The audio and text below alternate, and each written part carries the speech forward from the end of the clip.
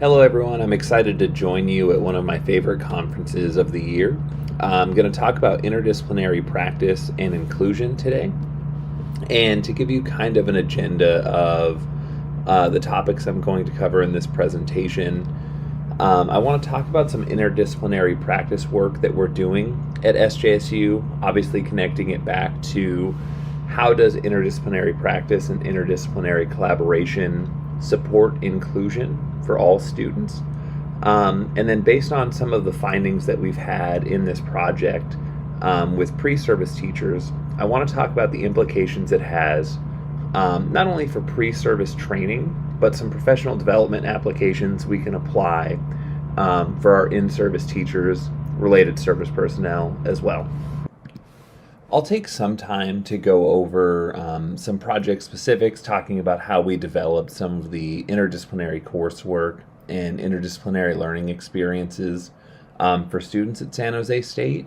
But I do want to direct you to some of the supplementary materials that I'm going to post or have posted on the conference site.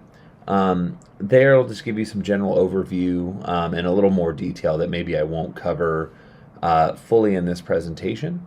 And I'll give you some opportunities for collaboration, ways to communicate with me and the partners that I'm working with in developing some of these interdisciplinary learning experiences, and potentially an opportunity for you to participate and collaborate with us, as we're always trying to work with folks at other institutions and specifically our practitioners in the field who can tell us and show us areas for growth in interdisciplinary practice and collaboration. So when we think about why we're talking about interdisciplinary practice or why we started engaging in this work, our goal is to break down silos in education. If we think about how teachers are prepared, so think about your own teacher training and how teachers are kind of housed and implement practice in schools. There's very distinct departments.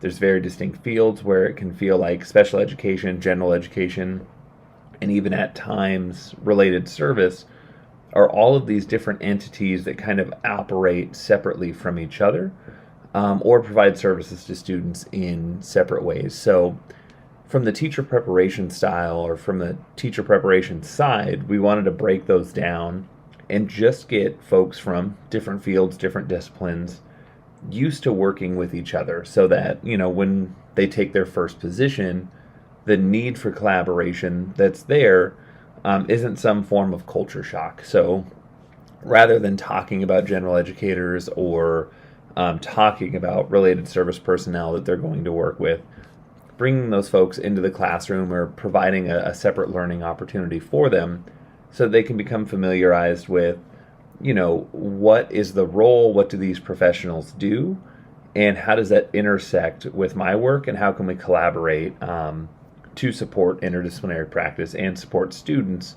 in inclusive classrooms. We also wanted to take an environmental approach. So while students have to qualify for special education to receive those services, and then they have to qualify for related service, we didn't necessarily want to focus on making the change in the student with interdisciplinary practice. We wanted to use multiple professionals from a variety of disciplines so that they bring those different ideas together so that they can plan how do we do environmental or systems change so that we can support them in an inclusive classroom. Our overarching goal was to support access to the least restrictive environment and thinking about how can we do that together. Too often we're pulling students away from those environments to deliver special education or related services. And we wanted to find ways to allow students to be innovative themselves in their teacher prep and maybe even share ideas with us about how can I do a related service? How can I provide a related service, whether it was speech therapy, occupational therapy, or something else embedded in a general education classroom. And another thing we wanted to look at is the core tenets of universal design for learning. The idea that when we provide services for the students that have the most diverse learning needs, we're also supporting other students. We wanted to see if in an inclusive classroom, we are delivering individualized special education and related services, is there an overlap or is there an opportunity to support students with unidentified needs in that way? So if I'm in there doing an articulation lesson, or I'm working with students on social skills as an SLP, or I'm working with a gen ed teacher and I've got 3 adults in the room now, focused on meeting the needs of that individual student, delivering the minutes that are required. Am I also seeing, some tertiary benefits for students maybe who aren't identified with those needs? Am I destigmatizing the delivery of those services, right? We know when we pull students away from a classroom, it can lead other students to wonder, why is that student going somewhere? So while we didn't, necessarily quantify a lot of that, we wanted to see, what are the affordances and constraints of providing services in that manner, and then as we move along, hopefully systematically address some of those questions. One, we just wanted to see, is it feasible and can we plan for it? And that's what we're going to talk about today. And then we'll talk about, next steps. What does it look like to get all of those professionals from a variety of fields together to then plan and implement those services, and then document kind of what are the benefits and then what are the drawbacks, with a focus on how do we make it work, in terms of getting multiple professionals to plan, implement, and reflect on services that are supporting students in fully inclusive classrooms.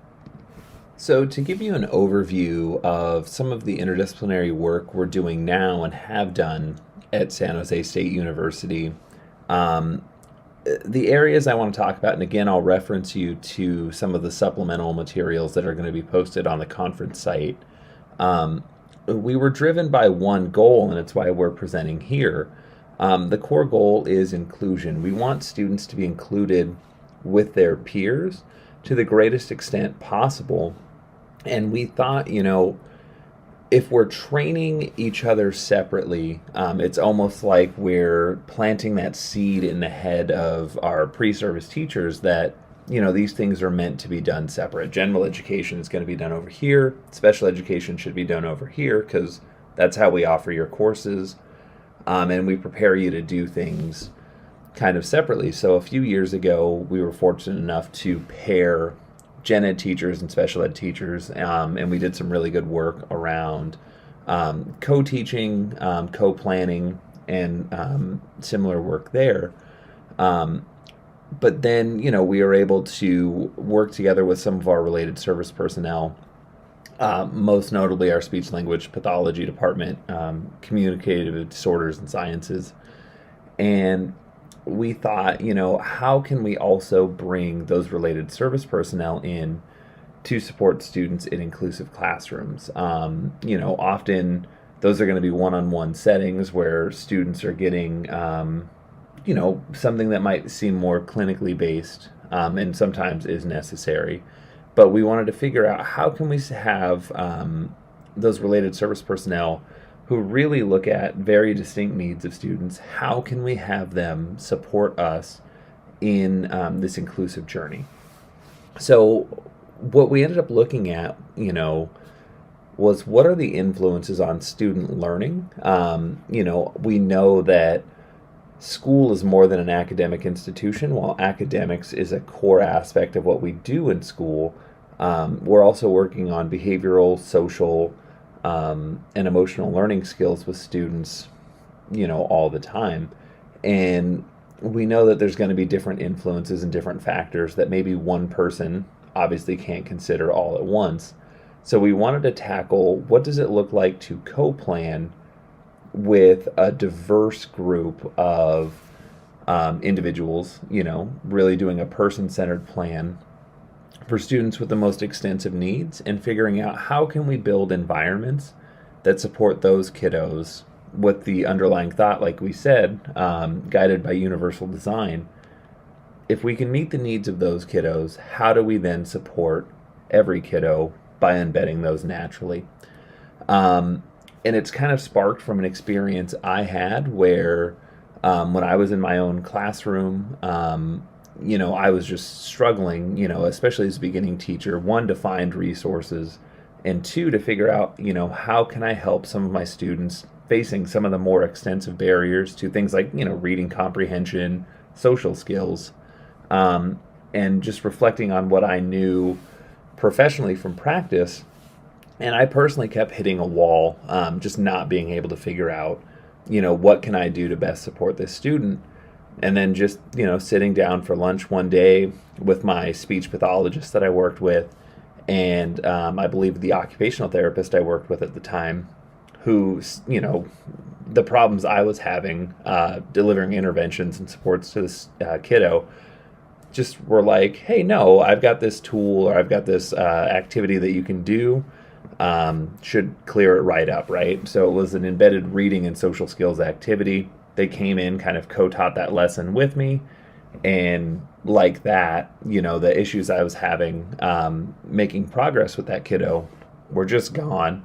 And not only did I achieve that reading goal, we worked on some inclusive opportunities, peer assistive learning strategies, and made tremendous progress with that kid, not only in reading but in social skills.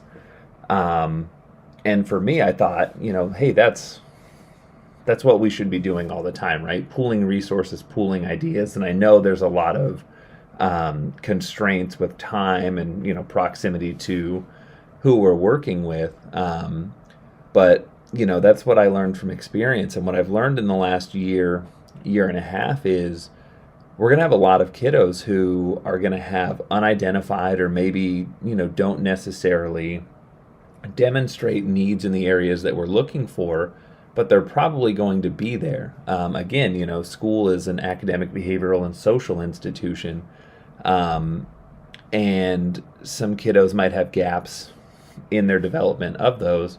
And how can we work together to obviously meet the kiddos' needs that are identified, but deliver those services in a way that supports all kids in inclusive environments? Again, thinking about, that core tenet of universal design for learning. When we're supporting those kids in the margins, we're supporting all students. And how can we do that feasibly and pragmatically, in a way that brings professionals together? Because no one person's going to be, a master of everything. I'll admit that myself. I think I know a lot about special education, but you throw a content area at me, an articulation issue, I'm going to struggle to address that myself, right? So thinking about what can we do to boost students' confidence, students meaning pre-service teachers, boost their confidence for interdisciplinary collaboration, and then what can we take away from those to support our in-service teachers engaging in those same practices. And again, breaking down those silos where we're not getting separate training, we're not getting separate professional development, and we're kind of up front creating the expectation that, hey, we're all going to work together to support students in inclusive general education environments, is the long-term goal. So to give you a feel for how we developed this summit, and again, check the supplementary materials, we wanted to develop it in a way that fit both our needs as a teacher preparation institution, but could also mirror a professional development learning opportunity for those of you working with in-service teachers. So first we wanted to reach out to folks in the field. So we conducted a survey and some focus groups to see, what does it look like in the field currently for interprofessional practice? What are some of the barriers that our students that we're preparing to, work in these positions are going to have to work around? So thinking about time, opportunity to just be in the same place at the same time to plan, kind of managing caseloads, and then thinking about the different responsibilities that each individual has in kind of their free time, right? So what do you do on your prep, thinking about that. We also wanted folks in the focus groups to share, what are some highlights of interprofessional practice? What are the benefits? What are the drawbacks? What are the challenges of making it happen?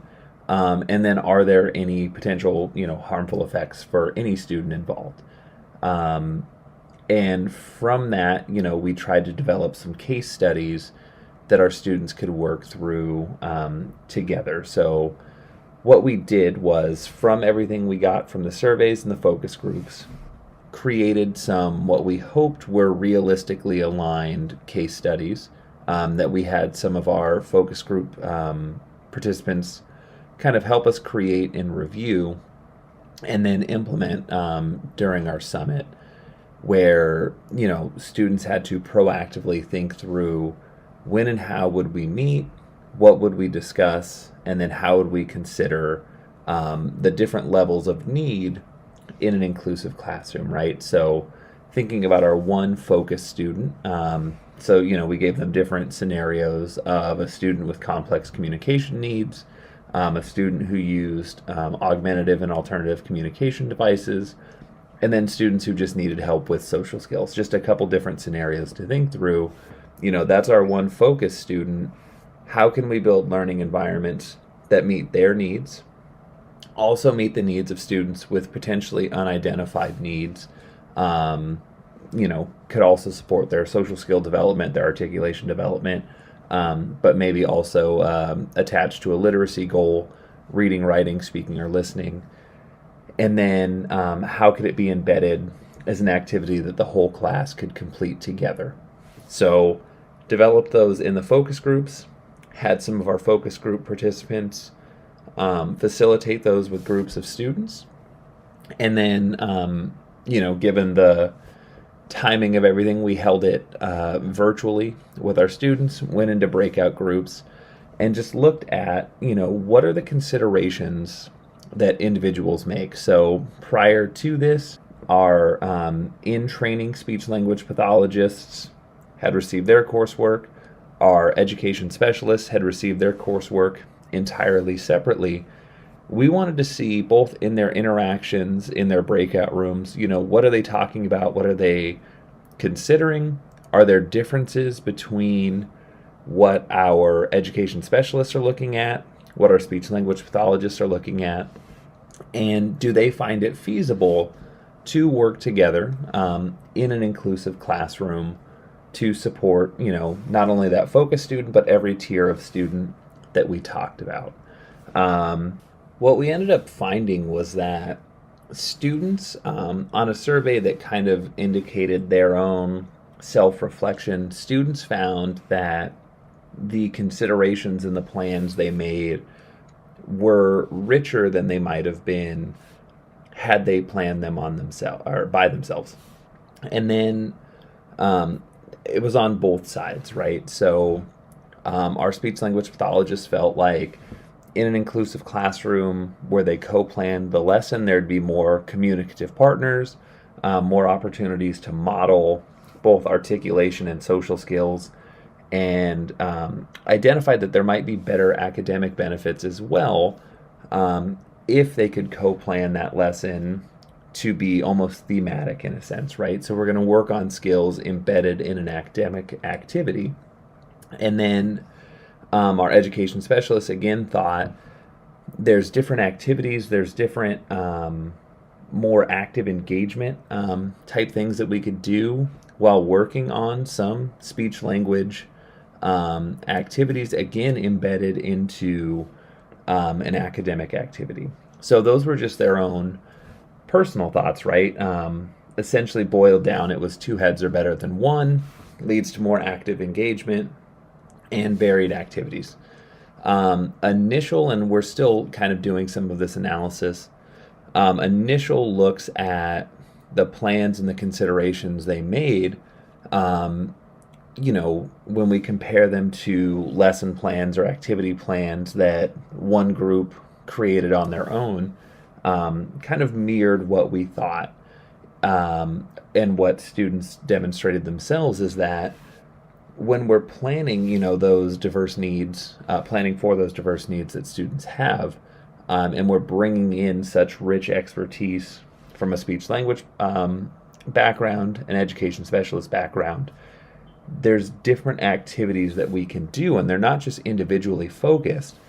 They bring groups of students together to complete those activities. So that's something that we were encouraged to find. And we hope to kind of build that work out as we go along. Obviously, our next steps are how do we build this up to reach kind of a critical mass, right? So there's the two heads are better than one, but there can also be too many cooks in the kitchen. But obviously, we want to think about who are the next critical partners that we can bring in. So we've done work in a separate project where we've had general and special educators plan together. That makes a lot of sense.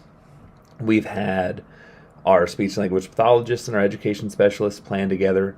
And for us, the next step, it would make sense to bring in that gen ed teacher to make sure that, the content we're teaching and the way we're going about it kind of addresses, not only the individual needs that we're considering, but the academic standards of that classroom.